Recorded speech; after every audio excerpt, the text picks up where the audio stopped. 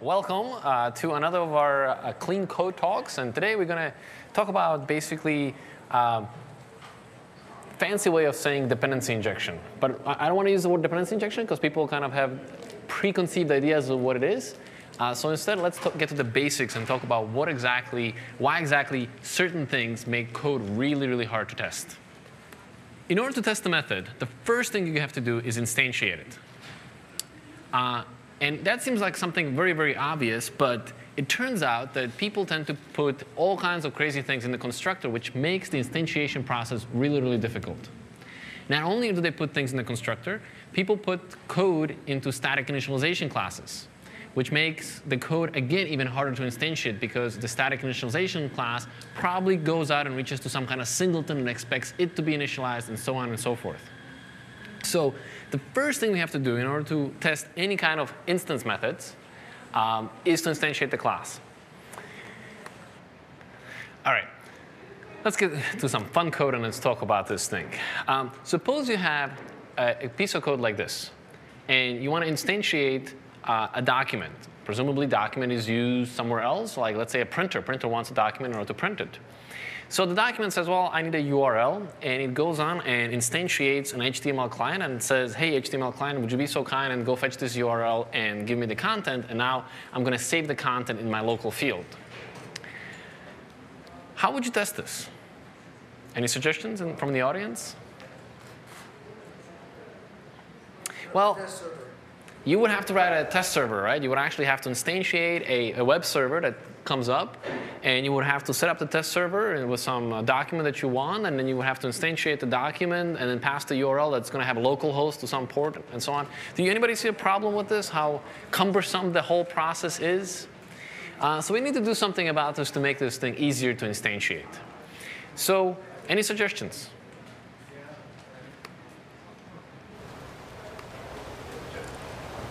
Well, what we can do is we can ask for HTML client in the constructor. And we can say, hey, I need the HTML client. And in the test, I can ask for a mock HTML client and say, hey, I'm going to override the get method. And when you ask for a URL, I'm going to return you a document that we already need. Now, the reason why the previous slide we could not have tested, and this slide we have, is that in the previous slide we have simply instantiated something that we wanted, whereas in the next slide we said we don't care about how this thing gets instantiated. All we say is we need one of these in order to get our work done.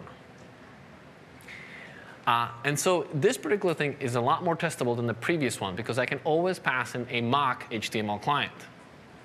But even though we got rid of a server, we still kind of have a problem here. And that is, every time we need to instantiate a document, we have to instantiate it in a mock HTTP client. We have to prime it with an expectation to get a call to a get and a URL and so on and so forth, and have it primed to return the value which we want. So to make this thing better, how about we just get rid of the whole client.getURL, and instead, we simply say the document wants HTML. That makes the instantiation really, really easy because I can simply say new document, ask for the HTML code that I want, and shove it into my field variable that I need. Now, the reason I know what I need is because the stuff that I need is what I save in my fields. Anything else I ask in the constructor and I don't save in the field, it really means that I'm only needing something from there in order to traverse somewhere else and fetch the stuff that I really want.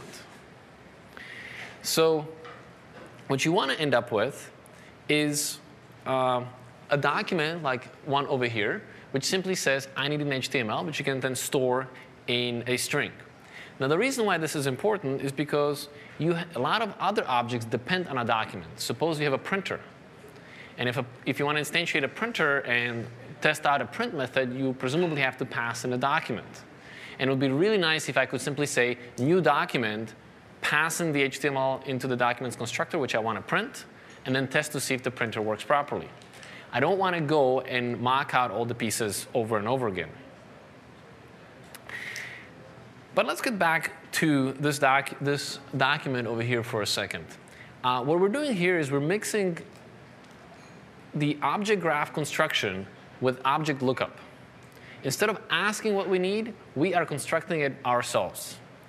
And I want to demonstrate this through this particular class. Imagine that just like a document, you had a class called a car, and just like HTML client, you had a class called engine factory.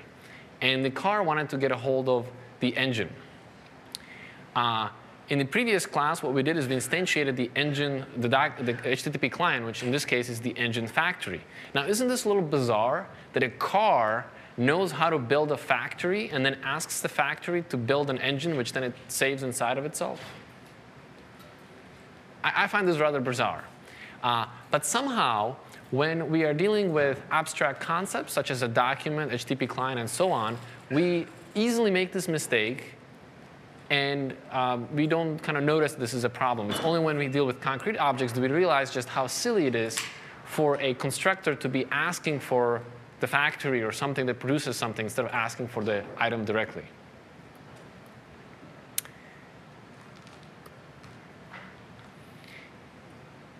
So again, if you just ask for the things that you want, the construction becomes really easy, because at that point you can simply call a new operator, you instantiate the object, you pass in all of the references that you need, and then once you have the document, you can easily pass it into the printer or anybody else that needs it. Now, the reason why this is important is because there are many objects. Tests are all about instantiating small portions of your application, right? It's the same drill every single time. You instantiate a small portion of the application, you poke out the objects a little bit, and then you assert some output.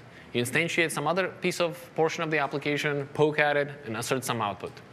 And if the instantiation portion is difficult, you're going to find it really hard to test different pieces. And even if it's not that if the document is difficult, it's going to be difficult to write document test. It's going to be anything. It's going to be hard to test anything which needs the document directly or indirectly. So it's a kind of a transitive problem, right? So one bad apple can really ruin it for everybody else.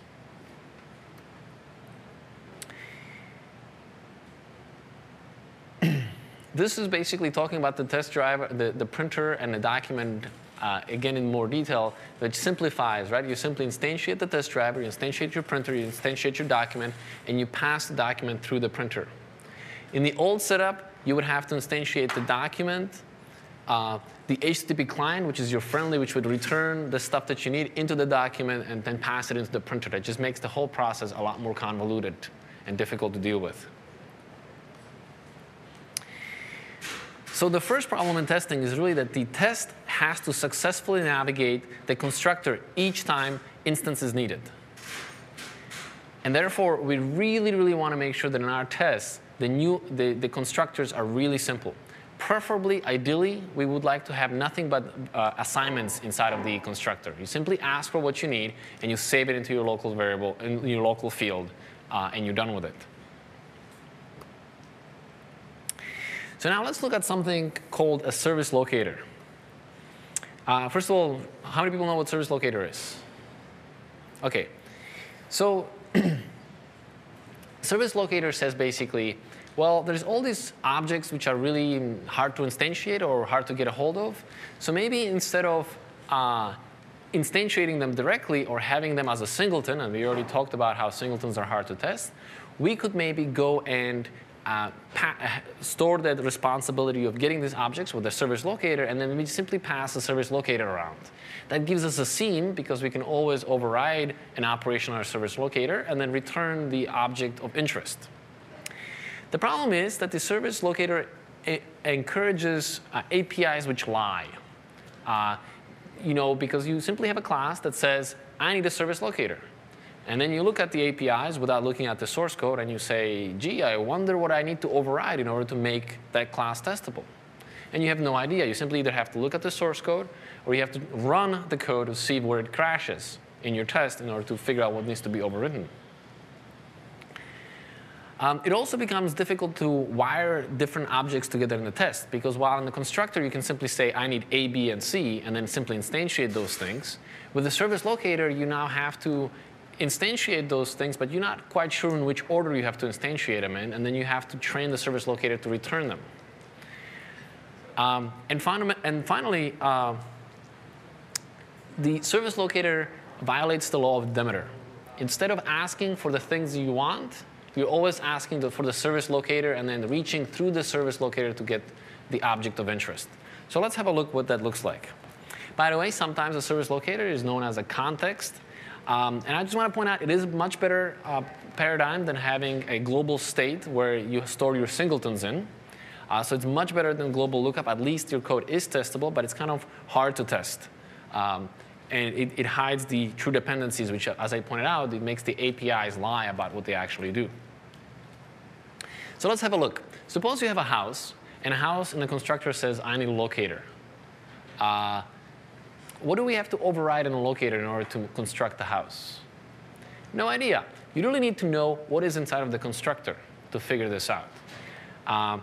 So if you know that you have door, window, and roof in your fields, then you can kind of figure out, I see, I need to override the get door, get window, and get roof.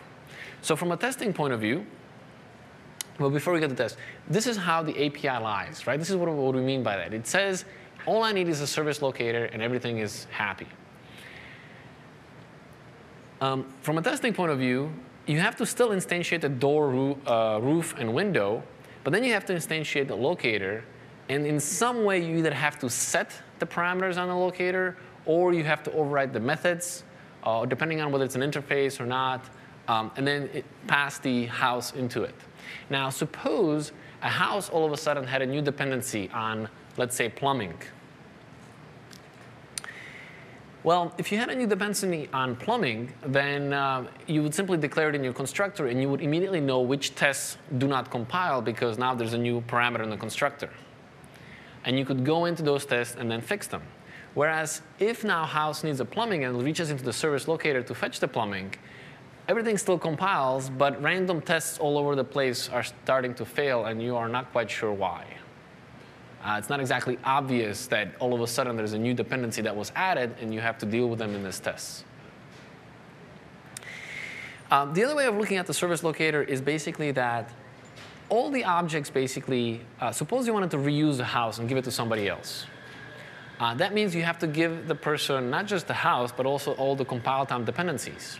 So now house depends on a service locator. So now you can't just give somebody a house to reuse. You also have to give them the service locator. But the service locator knows about all the other services and objects and et cetera, whether the house needs them or not. The service locator knows about them. So now you have a problem that in order to give somebody a house, you have to give them a service locator. In order to give them a service locator, you have to give them basically your whole application. Not very reusable.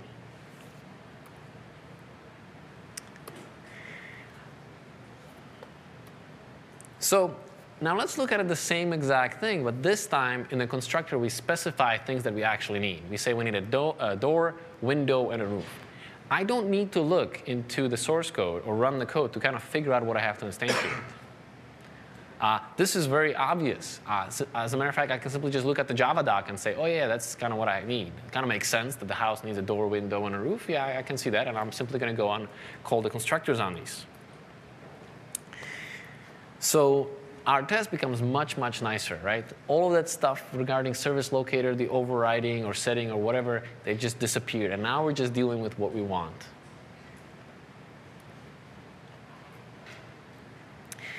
I personally prefer this kind of API. It makes it really easy for me to instantiate objects and work with them. Because when I instantiate a house in a test, I immediately know what else needs to be instantiated. Not only that, I have a choice in my test whether to pass a null for any particular object or the real value. Suppose I'm testing the painting method of the house. Presumably, I don't need a roof for that, so I simply can pass in a null for roof. And that basically tells the reader of the test that if something goes wrong, you don't look into the roof. That's not where the problem is, because I didn't even give you one.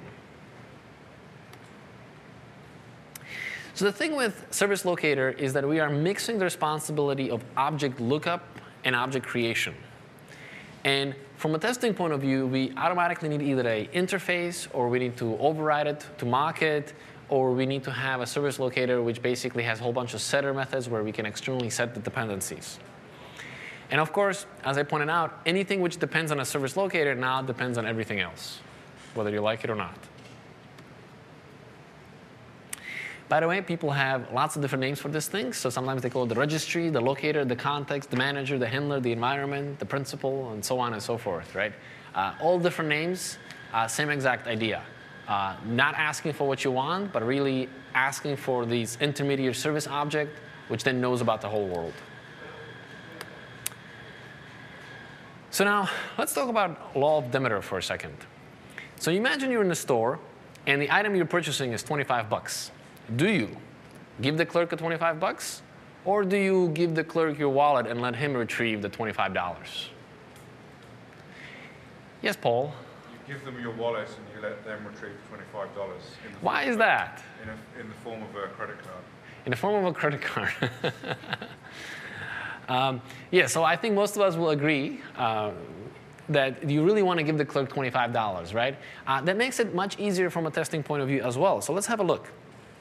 Suppose you have a purchase method and there's a customer, and the purchase method says, OK, give me a customer, and I'm going to reach into the wallet and get the money, and I'm going to record some sale or something of that sort, right? Now, from a testing point of view, we need to now create a customer. So we need to create a customer, we need to create a wallet, and we need to shove money into the wallet. And then we can kind of test this. I imagine this thing, it's kind of like, imagine you have a haystack, and like you properly position a needle somewhere in the haystack, and then it's an understanding between you and the code that you know how to traverse the haystack to get to the needle that you want, right? All the stuff around it is really irrelevant. I mean, nobody cares about the customer or the wallet. They just want the 25 bucks. But nevertheless, we instantiate this monstrosity that goes around it in order to get to our $25. Not very interesting test. Not to mention there's so many objects going on, it's kind of hard to figure out if anything goes wrong, what went bad. Now, what happens if we change the purchase to simply say, hey, I need the money? Presumably the $25, right? From a testing point of view, this greatly simplifies things, right? I no longer have to instantiate the customer, the wallet, or anything else. Now, this is kind of a toy example that I'm placing up here. But imagine in the real world where the instantiation of a customer constructor doesn't just take a wallet, but takes 10 other things, right? And suppose the customer insists on doing null checking to make sure you can't pass in nulls for all the other parameters. And suppose the constructor does real work where it tries to authenticate something from a database, right? All of a sudden, having the previous test makes it really, really difficult because you have to pass in a customer, and you can't even construct a customer because of all the things we've talked about in previous half an hour. So really, you really want to make sure that you really just ask for the objects that you directly need to get your work done. You certainly don't want to ask for the intermediate object and then reach through that object to get the item that you want. And fundamentally, that's what's wrong with the service locator, is that you're always asking for something that you don't want or you don't need directly, only to retrieve the things that you want out of it. So the law of Demeter basically says you should always ask for the objects you directly need, the ones you're going to operate on, the ones you're going to dispatch methods on, right? The dead giveaway is if you have a.get.whatever, right? I mean, typically we have a service locator dot get customer repository dot get customer by ID, pass in 37. Good luck testing that. And so dependency injection is basically what saves you from all this, because it allows you to have all the methods simply ask for the object that you want. So here's a little myth that everybody has, and that is dependency injection makes refactoring hard. And the myth goes that if a child object now needs a new parameter, then I have to pass it through all of its parents. That's what the myth says, or at least that's what people first think about when you say that all of the dependencies should be declared explicitly in the constructor. However, what this myth is missing is that if you are passing something along just because there's some child object that needs it, you're breaking the law of Demeter, right? Because you are not supposed to know about anything that you don't directly need. And so the myth says that you have now that the dependency injection makes it harder because it makes you pass things around that you don't need, but the law of Demeter says you shouldn't do this. So let's see how we can reconcile this. So first, again, let's have our example of house door and a doorknob. And suppose that all of a sudden the doorknob, by the way, first of all, to instantiate this tree, you would have some kind of a factory, and you would simply instantiate the doorknob, you'd pass it into the door, and you pass it in the house, and now the house is constructed with all the parameters that it needs. Now suppose the doorknob all of a sudden needs a color, and a door needs a window or something like that, right? The myth says this is going to put pressure on a house because now a house has to ask for all these parameters to pass it through. But that's wrong, right? Because the house isn't the one responsible for constructing these things. And that's the key difference. House simply says, I need a door. As a matter of fact, house is not even aware that door has a doorknob. So from a factory point of view, I now have to instantiate the color and a small window to fit inside of the door. But notice how it doesn't actually affect the house. So contrary to what you would think, by explicitly asking for your dependencies in the constructor, it actually makes it easier to add parameters, not harder. And the reason for this is because all of your business logic doesn't deal with object lookup or the construction, right? The business logic simply says, I need all these things. And then somewhere else is a factory that's responsible for wiring the pieces together. Now at this point, many people say, aha, but now I have one factory per class, so now I have twice as many classes. That's not true either. Notice again how one factory serves a whole bunch of objects. Typically, you actually have, in theory, all you need is one factory for all of the objects of the same lifetime. In practice, we would really have ridiculously large factories, and so we break it down further. But nevertheless, the point is you really only need one factory plus a couple of breakdowns of the classes that are not ridiculously large per object lifetime. And in a typical application, you have your long-lived objects. You have your session, if you have a web application, your session-scoped objects. And you have your request-scope objects. Plus, you have some objects that are really short-lived, but typically those are rare. You typically just stick to your request scope. So in theory, you can get away with 4 factories in such an application.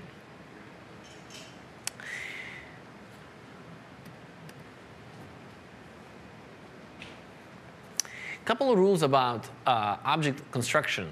So you only really want to inject objects whose lifetime is equal or greater than yours. So in your constructor, if you're asking for, if you're a house and you're asking for a door, it is assumed that the lifetime of the door is at least as long as that of a house, if not greater.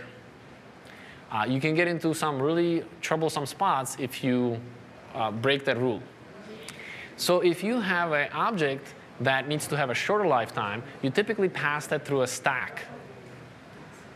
Or you simply break your object graph in some kind of a different structure so that you group your equally lived objects together, so that you simply instantiate all the equal lifetime objects together, and then you say, now do the work that you need to get done. So you have 2 basically phases. Let's talk about other common practice that people do, and that is paranoid programming. So people love to put null checks everywhere. For example, in this case, we have a house, and there's a precondition check that says, make sure that whoever constructed you, gave you a real door. That seems like a good idea, but it turns out actually that from a testing point of view, it makes my test much harder to deal with.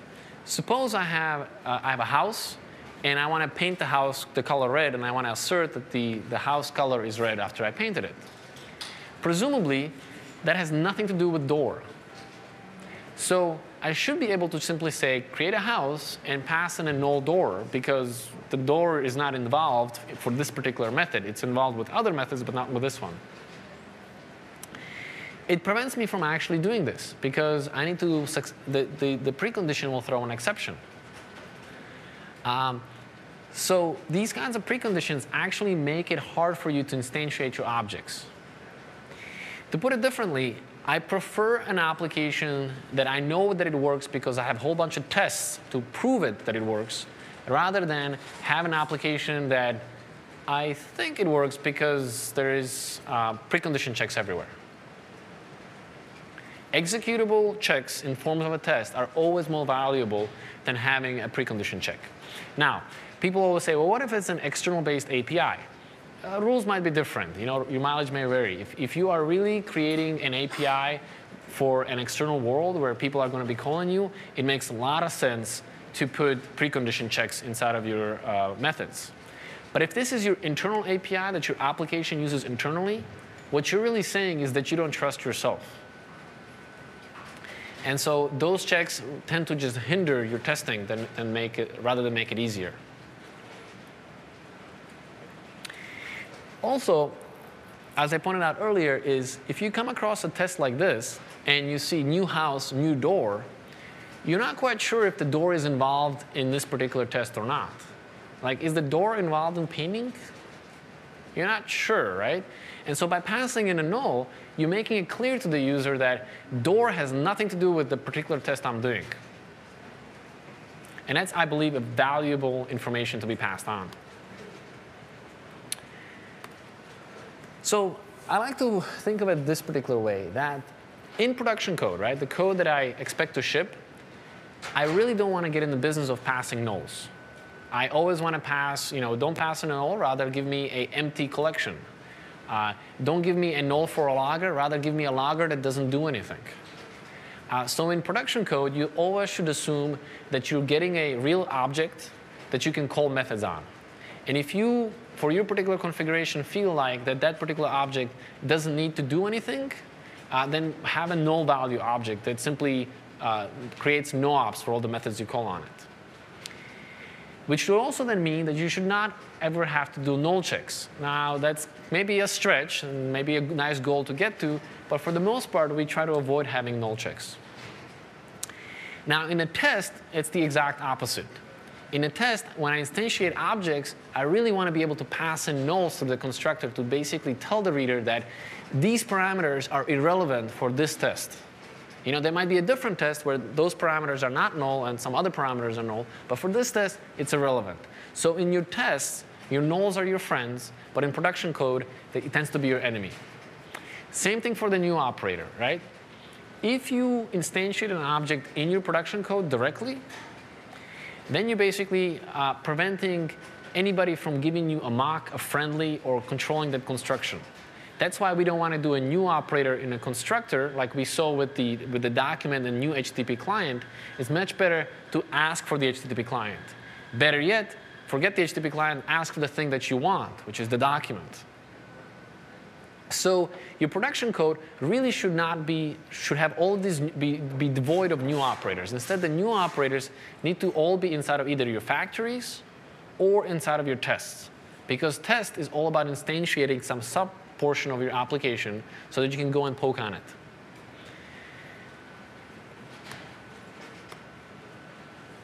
So in summary, you want to abandon the new operator.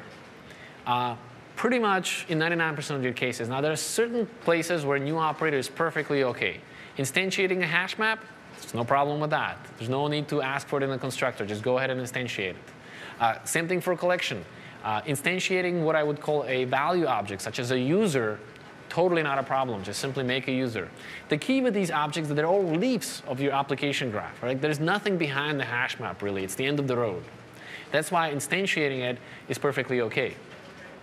But for the most part, your services, your objects that are responsible for talking to each other and collaborating, those need to simply ask for their dependencies. Finally, because you're not responsible for constructing these things, and you've really broken your application down into the phase of construction and the phase where the business logic lives, you should never be in the business of asking for anything that you don't directly need. Right? This is the law of Demeter. You should always be only asking for things that you need directly. Any kind of indirection that you place inside of your production code will make it so much harder for you to test your code from a test. Because now you have to instantiate all of these intermediary objects and maybe mock them out and so on and so forth. And that cost becomes double the cost if that work is done in the constructor. So what's painful in the method, I can survive once. What's painful in the constructor is going to be shared by lots and lots of tests all over your application.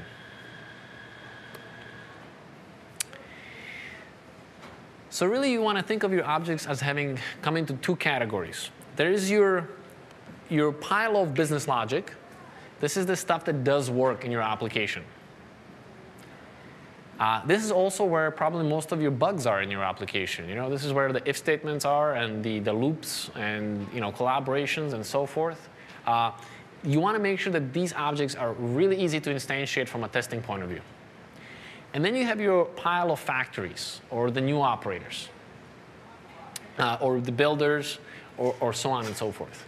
Now, by separating the two pieces out, you get an interesting, from a testing point of view, it makes it really easy to test. Because you can always instantiate a business logic and pass in its dependencies and test it that way. And you can also instantiate a factory and ask the factory to produce a object graph and assert that the object graph is correct without actually running any kind of code on there. If you mix the two, if you simply call the new operators wherever you feel like, then it's really hard to say, why don't you, I want to test to make sure that the instantiation of the database works correctly, but I don't want you to actually go off and call any kind of SQL methods on it. So by having this separation, you can actually test both the factories and the business logic in isolation. If you mix them together, not so easy. It's very easy to basically call a method that starts doing the real work, instantiating more objects as it goes along, and they do more work, and so on and so forth.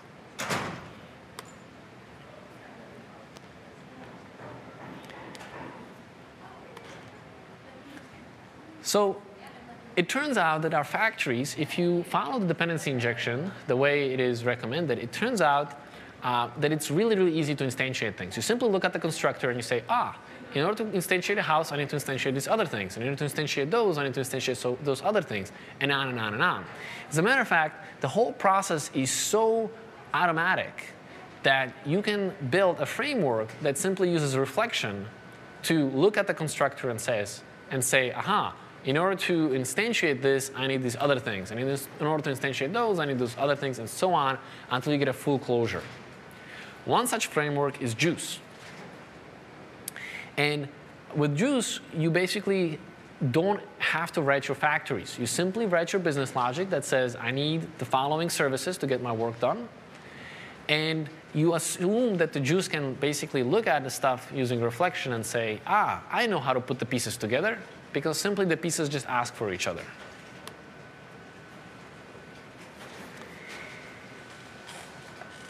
So when you have these builders and these business logic, right, small tests have become very easy to write and understand. And we kind of pointed it out. You can test everything in isolation, and you can test the factories in isolation. And you don't have to worry about the factory also doing the work or the work also instantiating other objects.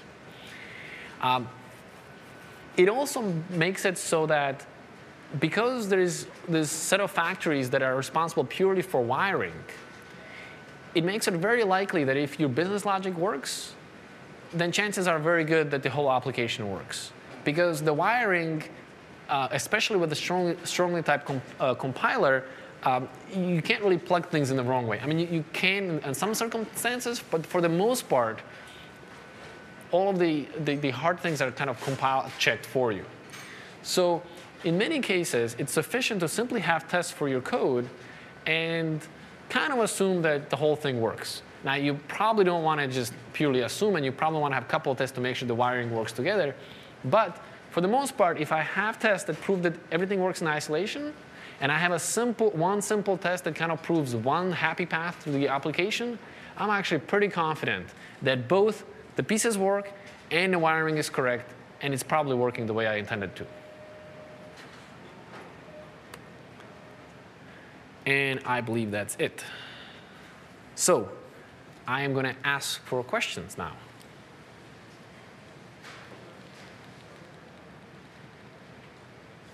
No questions. You guys are all dependency injection experts. Well, I know you guys are. All right. Well, thanks for coming. Yes, question. So you mentioned that. Can you grab a mic?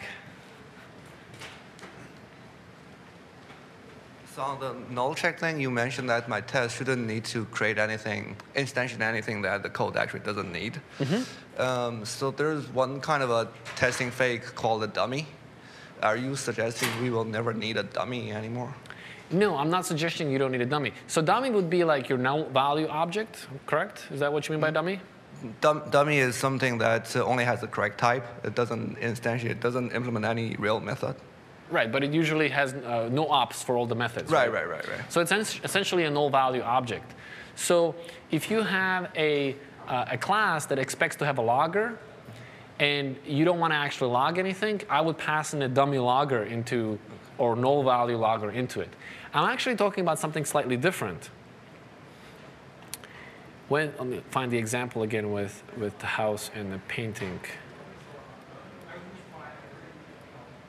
Here we go.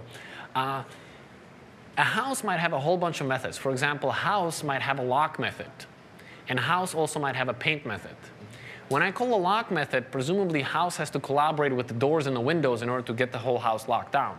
So if I was to write a test for the lock method, I would pass in a real door and real windows, because I wanted to assert that the whole locking process works. But if I'm painting the house, that method has nothing to do with doors or windows. So I shouldn't be forced to instantiate doors and windows inside of my test. Forgetting the whole problem of dummies, even if I have a dummy door hanging around, I still don't really want to instantiate and pass it in, because that kind of suggests to the reader of the test that somehow the door is involved in the whole painting process. Yeah, for this code example, I understand, but like, what are the scenarios you think will be a good case for a dummy object? You were suggesting something about the logger kind of thing. You would use a dummy object if you know that in your execution path you are actually going to be dispatching on the parameter, which means a null would cause a null pointer exception. But you really don't care about this particular object because it's something like a logger or locks or something of that sort, in which case you just want a no operation to happen over there. That's what a dummy is for. Okay. So dummy is needed when I dispatch it, but not use it. Right. A null is a much stronger form of a dummy because it says not only is it not needed, nobody's ever dispatching off of this thing. All right, guys. Thank you for coming. And if you have any questions, do email us.